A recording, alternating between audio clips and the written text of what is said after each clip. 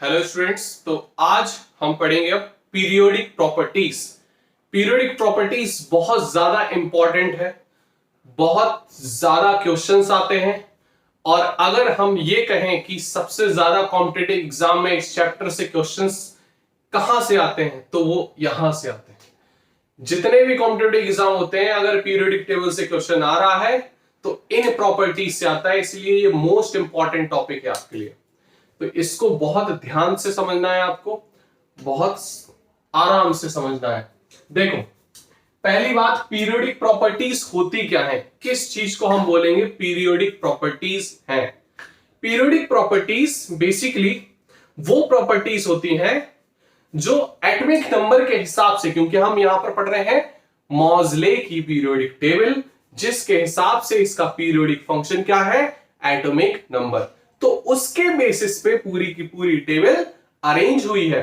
तो अब जब टेबल अरेंज हुई है, तब हमें यह देखना है कि जो प्रॉपर्टीज हैं, जो भी प्रॉपर्टीज हम पढ़ेंगे, वो ऑर्डर में, पीरियोडिक का मतलब होता है एक ऑर्डर में लगी हो, या फिर इंक्रीजिंग ऑर्डर हो, पीरियड में, लेफ्ट टू राइट। पीरियड में जब भी बात करेंगे तो लेफ्ट टू राइट बात करेंगे, लेफ्ट टू राइट। और अगर हम ग्रुप की बात करेंगे तो फिर अप टू डाउन की बात करेंगे। तो हमें इतनी चीज याद रखनी है। तो अगर हम ग्रुप में देखेंगे तो अप टू डाउन क्या हो रही है, बढ़ रही है, घट रही है, या फिर पीरियड में लेफ्ट टू राइट क्या हो रही है, बढ़ रही है या फिर घट रही है।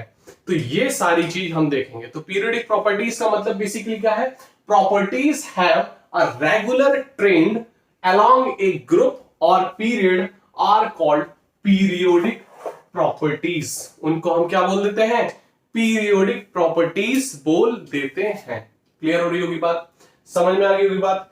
हमें यहां पर कुछ जो सबसे ज्यादा जो मोस्ट इंपॉर्टेंट प्रॉपर्टीज हैं वो हम यहां पर कवर करेंगे, जो सबसे ज्यादा आती हैं, जैसे atomic size and ionic size.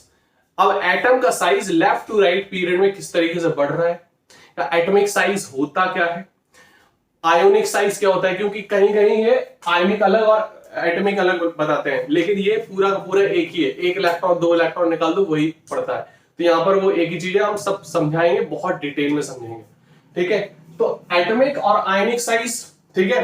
Next है हमारी आयोनाइजेशन इंथैल्पी, मतलब इलेक्ट्रॉन आयोनाइज होने की इंथैल्पी कितनी लगेगी, किसी एटम को आयोनाइज करना है, कैटायन या एनायन में बदलना है, तो हमारा कैटायन में बोल देते हैं इसको मोस्टली। तो ionisation energy, electron gain enthalpy, तो यहां पर इलेक्ट्रॉन हमने दिया या इलेक्ट्रॉन एटम ने लिया तो उसमें कितनी एनर्जी निकलेगी, ठीक है, वो थी इलेक्ट्रॉन गेन, हमने गेन की इंथैल्पी।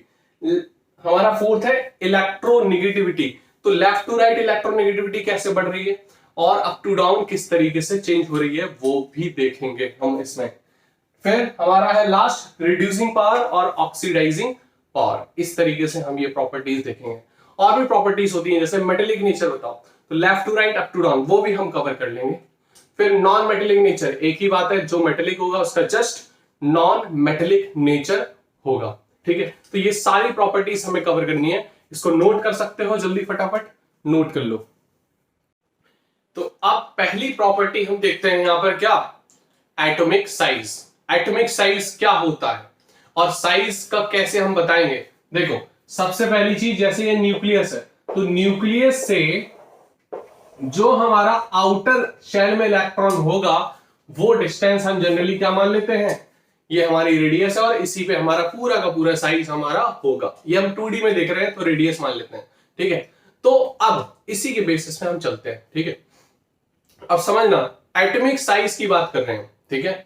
तो अब एटॉमिक साइज में हम सबसे पहले देखेंगे पीरियड में क्या ऑर्डर होता है, पीरियड में किस तरीके से वेरी करेगा, क्वेश्चंस यहां से आते हैं। तो एटॉमिक साइज हमने समझ लिया कि हमारे न्यूक्लियस से आउटर मोस्ट शेल की जो डिस्टेंस होगी, दैट इज कॉल्ड रेडियस, और उसका उसी के हिसाब से हम पूरा साइज निकाल लेंगे, ठीक है। इसके हम फिर टाइप्स ऑफ रेडियस भी पढ़ेंगे, कितने टाइप की होती है। यहां पर अभी हम वेरिएशन देखते हैं, ठीक है। तो वेरिएशन हम देखते हैं पीरियड में। पीरियड में एटॉमिक साइज क्या होगा, पीरियड में हमेशा क्या बात करेंगे हम, लेफ्ट टू राइट की। तो पीरियड में हमेशा L to R देख लेना, तो लेफ्ट टू राइट हम बात करेंगे। तो जब आप लेफ्ट टू राइट देखेंगे यहां पर, तो लेफ्ट टू राइट में जैसे हमने ले लिया सोडियम वाली लाइन ले ली, sodium, magnesium, aluminium, silicon, phosphorus, sulphur, chlorine, argon. ठीक है, अब सोडियम वाले में देखो आप कि सोडियम जो है वो 281, 3 शेल है हमारी, कितनी, 3 शेल। अब सोडियम से आर्गन तक, आर्गन, आर्गन तक हमारी 3 ही शेल होती हैं, क्योंकि सोडियम में 281, फिर मैग्नीशियम में 282, 283, 284, 285, 286, 287 और आर्गन में 288। अब समझो यहां पर सोडियम में 3 शेल है, न्यूक्लियस में प्रोटॉन कितने हैं, 11, और आउटर मोस्ट में इलेक्ट्रॉन कितने हैं, 11। तो यहां पर साइज है, बड़ा है। ठीक, जैसे ही नंबर ऑफ प्रोटॉन्स बीच में न्यूक्लियस में बढ़े, इलेक्ट्रॉन्स भी बढ़े, इनमें क्या होगा, धीरे धीरे जब लेफ्ट टू राइट में जाने लगेगी तो अट्रैक्टिव फोर्स बढ़ता जाएगा, और जैसी जैसी जाती गई साइज क्या हो गया, छोटा। आर्गन का साइज कितना हो जाएगा, छोटा, और यहां पे सोडियम का साइज क्या है, बड़ा। तो जैसे ही जब न्यूक्लियस में प्रोटॉन्स बढ़ रहे हैं, आउटर मोस्ट में शेल में इलेक्ट्रॉन्स बढ़ रहे हैं, तो अट्रैक्टिव फोर्स बढ़ेगा ना। अट्रैक्टिव फोर्स बढ़ा मतलब न्यूक्लियर पावर बढ़ी, न्यूक्लियर पावर बढ़ जाएगी, क्योंकि नंबर ऑफ प्रोटॉन्स बढ़ जाएंगे किसमें, न्यूक्लियस में। तो जब न्यूक्लियर पावर बढ़ेगी, तो न्यूक्लियर पावर बढ़ेगी तो क्या हो जाएगा, न्यूक्लियर पावर बढ़ने से साइज लेफ्ट टू राइट जाने पर छोटा हो जाएगा। ठीक है, तो on period we going left to right, size, atomic size decreases, atomic size decreases, atomic size क्या हो जाएगा इधर पे, डिक्रीज हो जाएगा। क्यों, रीजन बताना पड़ेगा, why, because of nuclear power increases, because of nuclear power increase हो रही है। क्लियर हो रही बात कि नहीं, न्यूक्लियर पावर बढ़ रही है, इसीलिए एटॉमिक साइज कम हो गया लेफ्ट टू राइट जाने पर। अब ग्रुप की बात करते हैं, ग्रुप में हम पहली ले लेते हैं। तो पहला में हमारा जैसे है लिथियम, ठीक है, इसमें हम हाइड्रोजन को हटा देते हैं, lithium, sodium, potassium, rubidium, caesium, francium. अब समझना, लिथियम में 2,1 3 एटॉमिक नंबर होता है, 2,1, फिर सोडियम में 281, फिर पोटेशियम में 2881। तो मतलब यहां पर शेल्स बढ़ रही हैं, पहले 21 2 शेल, फिर 281 3 शेल हो गई, फिर 2881 4 शेल हो गई, फिर 288 तो यहां पर 5 शेल हो गई, यहां पर 2 शेल, 3 शेल, 4 शेल, 5 शेल। यहां पर शेल जब बढ़ रही हैं, ये न्यूक्लियस है, शेल बढ़ती जा रही हैं, तो साइज अप टू डाउन क्या होगा, बढ़ेगा ना, साइज बढ़ेगा। अप टू डाउन ग्रुप में साइज क्या होता है, बढ़ता है, बिकॉज ऑफ, रीजन क्या है, because of number of shells increases from we going up to down in a group. जब अप टू डाउन ग्रुप में जाएंगे तो क्या हो जाएगा, शेल्स बढ़ेंगी तो साइज, एटॉमिक साइज बढ़ेगा। तो इसमें ग्रुप में भी लिख सकते हो, ये हो गया पीरियड का, तो ग्रुप में लिख दो। ग्रुप में क्या होता है, हमेशा हम किसकी बात करेंगे, अप टू डाउन की। अप टू डाउन में क्या होगा, एटॉमिक साइज इंक्रीज होगा, एटॉमिक साइज इंक्रीज होगा। Why because of number of shells increases, because of number of shell increase हो रही है। क्लियर हो रही बात कि नहीं, नंबर ऑफ सेल यहां पर बढ़ जाएगी, नंबर ऑफ सेल्स बढ़ेंगी तो क्या हो जाएगा, बढ़ जाएगा क्या, साइज। इसको नोट कर सकते हो जल्दी, फिर हम कुछ क्वेश्चंस देखते हैं। अगर हम क्वेश्चंस देखें, यहां पर क्वेश्चंस की बात करें तो एटॉमिक रेडियस किस तरीके से वेरी करेगी, आपको मैंने बता दिया था कि पीरियड में लेफ्ट टू राइट डिक्रीज होगी, क्योंकि न्यूक्लियर चार्ज बढ़ेगा, इफेक्टिव न्यूक्लियर चार्ज पर इसका बढ़ता है।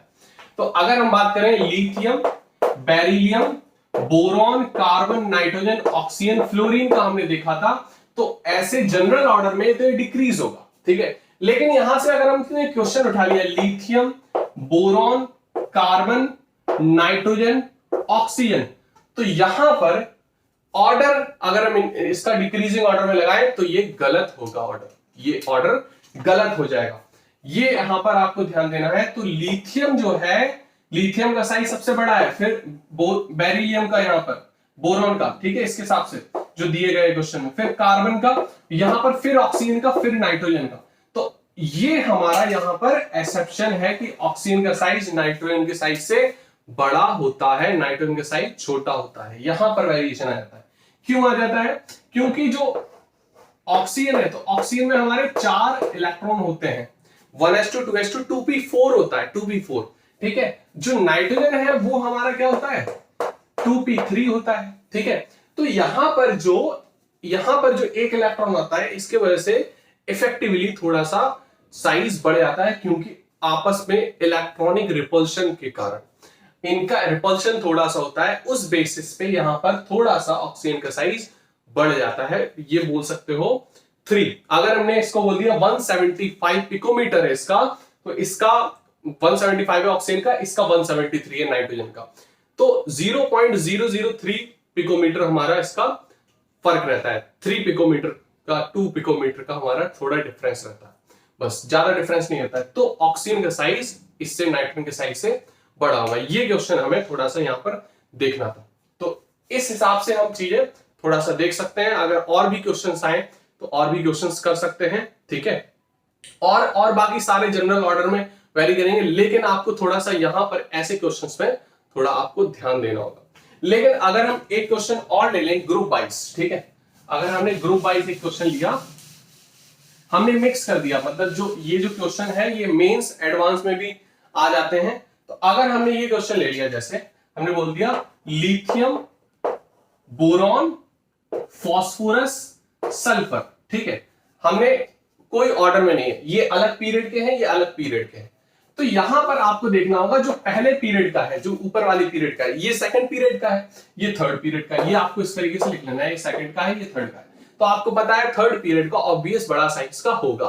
तो सल्फर का, अब हम इसकी बात नहीं कर रहे, हम सल्फर और फास्फोरस, ठीक है, फास्फोरस सल्फर ले लें, तो फास्फोरस और सल्फर में, ठीक है, फास्फोरस सल्फर में और बोरॉन और लिथियम में, तो लिथियम का साइज बोरॉन से बड़ा होगा, बिल्कुल बड़ा होगा, ठीक है।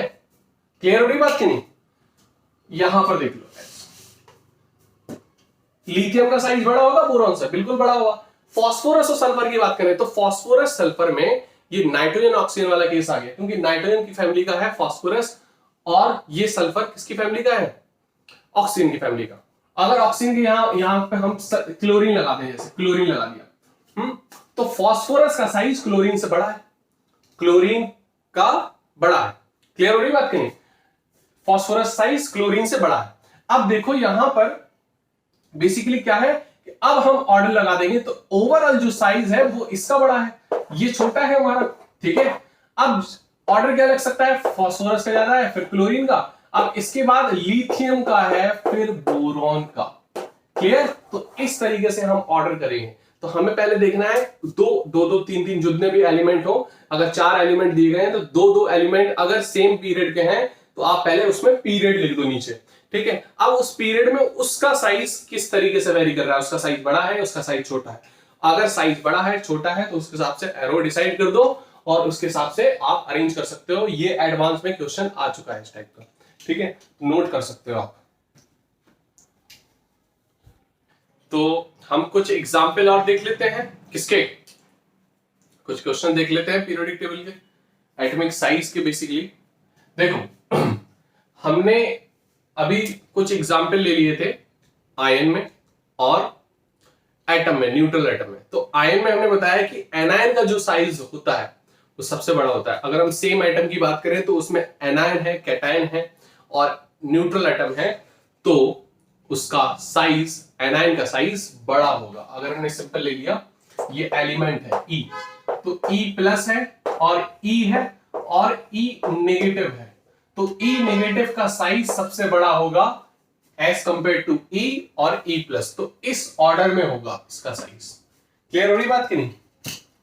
तो इस ऑर्डर में इसका साइज होगा, ये आप लिख सकते हो आयनिक साइज में अगर सेम एटम है। तो अगर हम बात कर लें, यहां पर हम ग्रुप वाइज देख रहे थे, तो अगर हम ग्रुप वाइज देख लें, जैसे हमने ले लिया एक एग्जांपल लिथियम, पोटेशियम, ठीक है, लिथियम, पोटेशियम, फास्फोरस, ऑक्सीजन।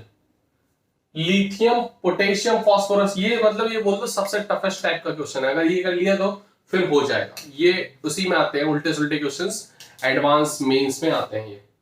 अब हम इस तरीके से ऑर्डर कैसे लगाएं?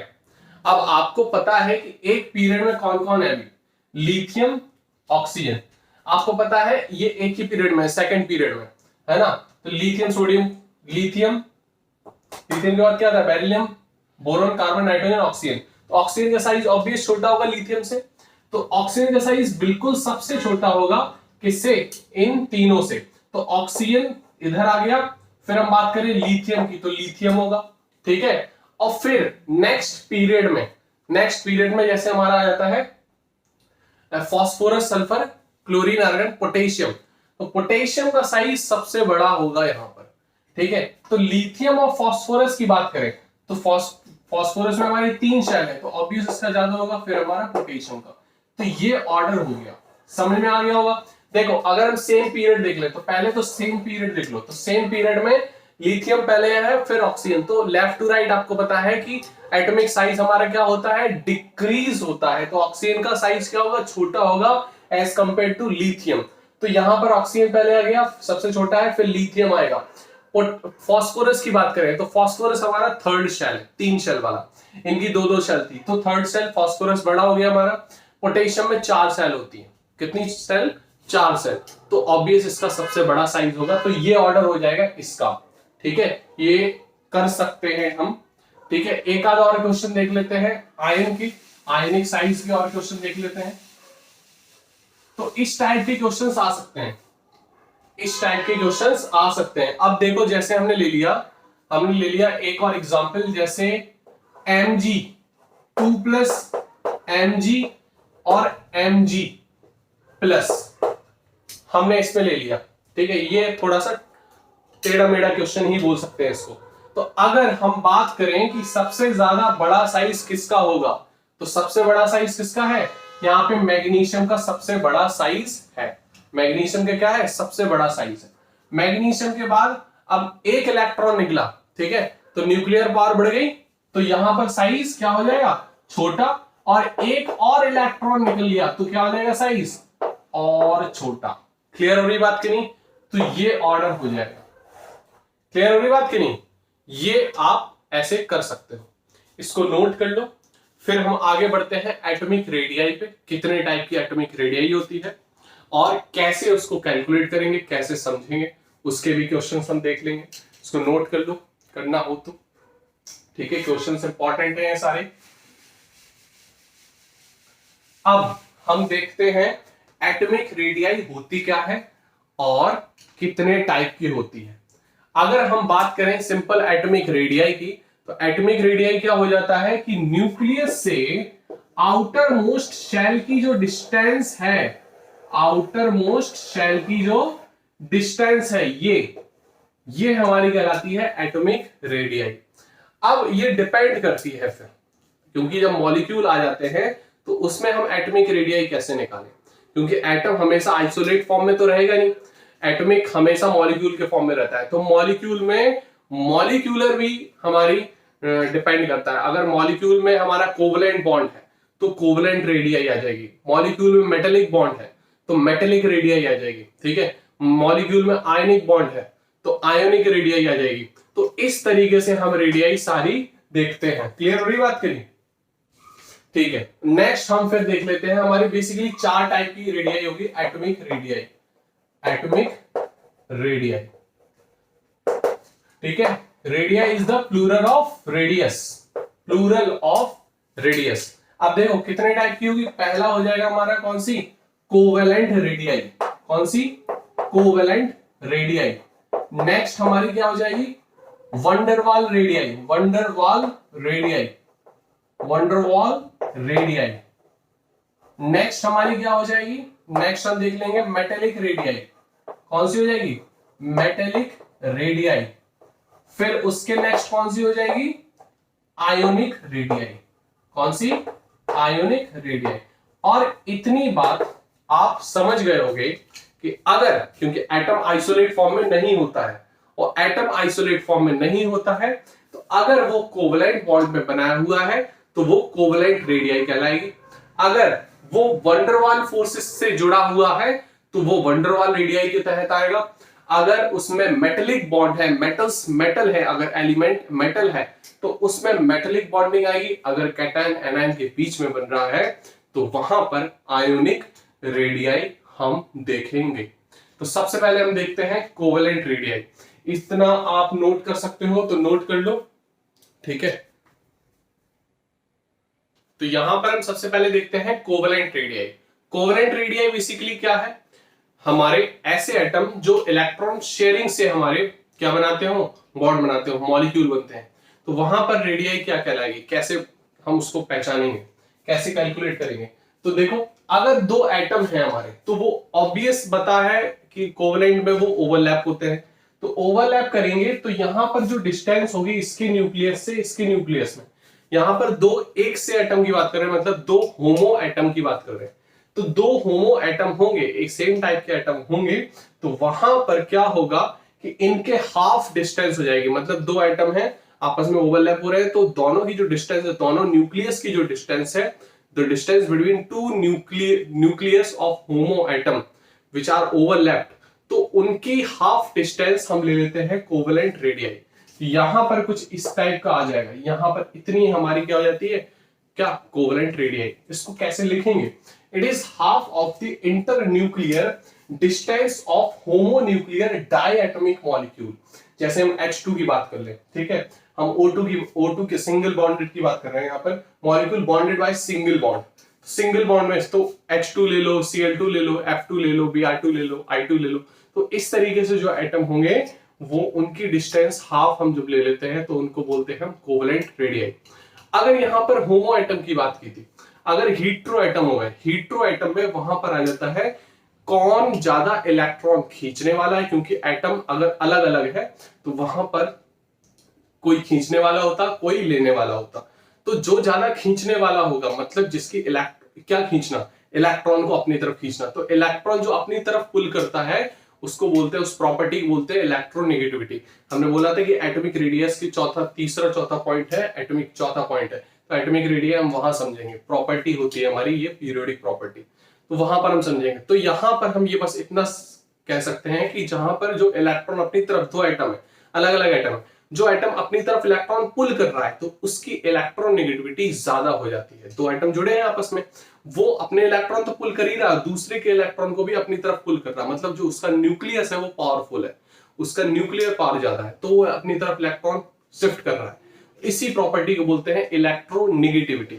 जब इलेक्ट्रोनेगेटिविटी की बात करते हैं तो दो हीट्रो एटम आ जाते हैं, वहां पर रेडियस हम कैसे निकालें, कोवेलेंट रेडियस। तो वहां पर कोवेलेंट रेडियस का फॉर्मूला होता है स्टीवेंसन। एक इक्वेशन दी गई थी स्टीवेंसन ने। तो स्टीवेंसन ने इक्वेशन क्या दी गई थी कि जो अलग अलग आइटम है हमारा ए बी, तो उसको क्या करेंगे, हमें रेडियस पता होगी दोनों की, तो R A plus R B कर देंगे, और ये एक्सपेरिमेंटली इक्वेशन निकली तो -0.09, और ये इलेक्ट्रोनेगेटिविटी जाई से डिनोट करते हैं, तो जाई ए माइनस जाई बी। तो इस तरीके से हमें सारा डेटा पता होगा दोनों का, तब हम वो हीट्रो एटम की कोवेलेंट रेडियाई कैलकुलेट कर सकते हैं, और क्वेश्चंस में ये गिवन होगा, ठीक है। लेकिन हम आपको कुछ की, हम लगभग सारे जो हमारे नॉन मेटल्स हैं उनकी ही इलेक्ट्रोनेगेटिविटी देखते हैं, क्योंकि कोवेलेंट जो रेडियाई है या कोवेलेंट बॉन्ड है वो किस किस के बीच में बनता है, नॉन मेटल्स के बीच में, याद रखना। मेटेलिक बॉन्ड किस में बनता है, मेटल्स के बीच में, ठीक है, ठीक है, ये मेटेलिक बॉन्ड होता है। और नॉन मेटल के बीच में क्या बनता है, कोवेलेंट बॉन्ड। और अगर हम बात करें कि मेटल और नॉन मेटल के बीच में क्या बनता है, मेटल नॉन मेटल के बीच में बनता है आयोनिक बॉन्ड। कौन सा बॉन्ड, आयोनिक बॉन्ड, क्योंकि मेटल इलेक्ट्रॉन लूज कर देता और हमारा जो नॉन मेटल होता है वो इलेक्ट्रॉन गेन कर लेता है, तो कैटायन बन जाता है, एक एनायन बन जाता। तो यहां पर अब क्या बन जाता है, कैटायन और एनायन, तो हमारा इलेक्ट्रोस्टैटिक फोर्स काम करने लगता है, तो उसी फोर्स को हम बोलते हैं आयोनिक बॉन्ड। क्लियर। तो ये हम सारी चीज हम देखेंगे। तो कोवेलेंट रेडियाई का ये है पूरा फॉर्मेट, इसको लिख लो, बना लो। ये हम हीट्रो एटम्स की बात करेंगे तब हम यूज करेंगे। होमो एटम्स में सिंपल हमारा ये है, होमो एटम्स में हम सिंपल हाफ कर देंगे, it is for homo atoms, it is for homo atoms, homo atomic bond, और it is for hetero atom, it is for hetero atom, ये अलग अलग एटम के लिए। तो बस ये दो इक्वेशन याद करना, ये हमें पता होगा हीट्रो एटम का, तो ओ हाफ कर देंगे तो हमारी क्या आ जाएगी, होमो एटम्स की कोवेलेंट रेडियाई, और ये हीट्रो एटम में कोवेलेंट रेडियाई ये आ जाएगी। नोट कर लो जल्दी। तो अब हम देखते हैं क्या वंडरवाल रेडियाई, दूसरे नंबर की हमारी वंडरवाल रेडियाई। वंडरवाल और कोवलेंट में थोड़ा सा मेल इसलिए हम बोल देते हैं क्योंकि ये हमारे कोवलेंट मॉलिक्यूल्स या कोवलेंट बॉन्ड या मॉलिक्यूल जो बनता है उनके बीच की है। बेसिकली अगर हम बात करें कोवलेंट रेडियाई, मेटेलिक रेडियाई और आयोनिक रेडियाई, ये दो एटम्स के बीच के हम देखते हैं, लेकिन वंडरवाल रेडियाई हम मॉलिक्यूल्स में देखते हैं। ठीक है, वंडरवाल रेडियाई मॉलिक्यूल्स के थ्रू निकालते हैं, मॉलिक्यूल्स जो बने हुए हैं, क्योंकि वंडरवाल फोर्स वीकेस्ट फोर्स होता है और जो कि लगता है दो मॉलिक्यूल के बीच में, दो ऐसे मॉलिक्यूल जो नॉन पोलर हो। ठीक है, ज्यादातर नॉन पोलर के बीच में हम देखते हैं वंडरवाल फोर्स।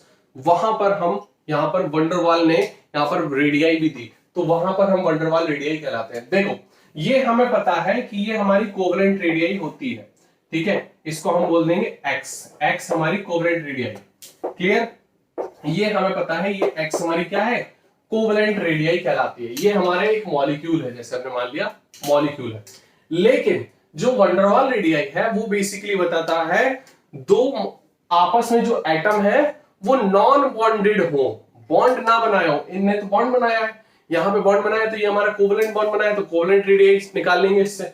लेकिन दो एटम है जिसने बॉन्ड नहीं बनाया और पास पास हो, नियरेस्ट हो, नॉन बॉन्डेड हो, तो उनके बीच की हाफ डिस्टेंस ये, ठीक है, ये हमने y मान लिया जैसे। ठीक है, तो इनके बीच की हाफ डिस्टेंस जो ले लेंगे वो हम ले लेंगे वंडरवाल रेडियाई।